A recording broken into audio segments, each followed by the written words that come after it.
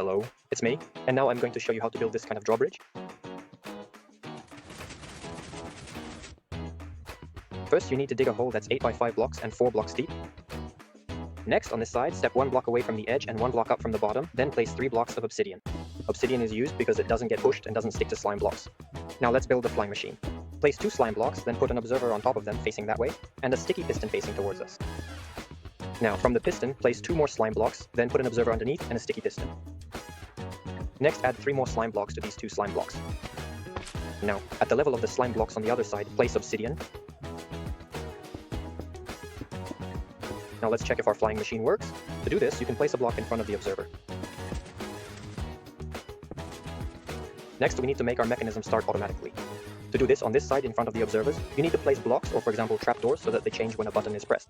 The observer detects this and triggers our mechanism. I'm just using redstone dust, and that's enough. I lay the redstone dust to the place where I want the switch to be. For our mechanism to work properly, we need a short signal. For this, I use a sticky piston and an observer. We also need to make sure our switch works both ways, meaning it can reverse the mechanism.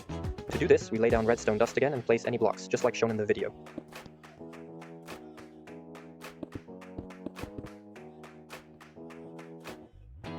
Place 3 repeaters. And now to test it, we can simply put a button on top. Press it, and as you can see, everything works.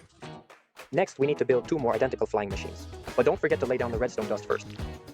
Build a second middle flying machine the same way as the first one, but use honey blocks instead of slime blocks. This is done so that the slime blocks and honey blocks don't stick to each other, ensuring our mechanism works. Build the third machine again using slime blocks. Now you can place any other blocks on top of the slime blocks. This will be the very foundation of our bridge. You can use any blocks you like, but no more than 15. Now we need to make it so that our bridge can be retracted and extended from the other side. To do this, on this side we can place a target block, put redstone dust underneath it, and place a button on top. Now when you press the button, our mechanism is activated. And if you shoot the target with a bow from the other side, our mechanism will also activate. Also, to avoid using a bow, you can place a dispenser, load it with arrows, and put a button on top of it. Now on the other side, lower the target by 1 block. Now when you press the button on the dispenser shoots an arrow, hits the target, and our mechanism is triggered. Now all that's left is to disguise our mechanism. Here, in these spots where you see the slime blocks will move, you need to place obsidian on both sides. And here, unfortunately, you can't cover up our mechanism with anything, otherwise it won't work. Next, basically all that's left is to decorate our road or the passage to the castle, depending on what you have. You can use any blocks you like.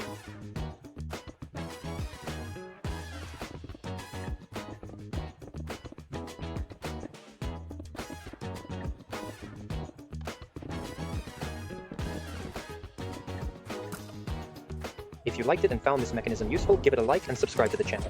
There are quite a lot of interesting videos coming out on this channel.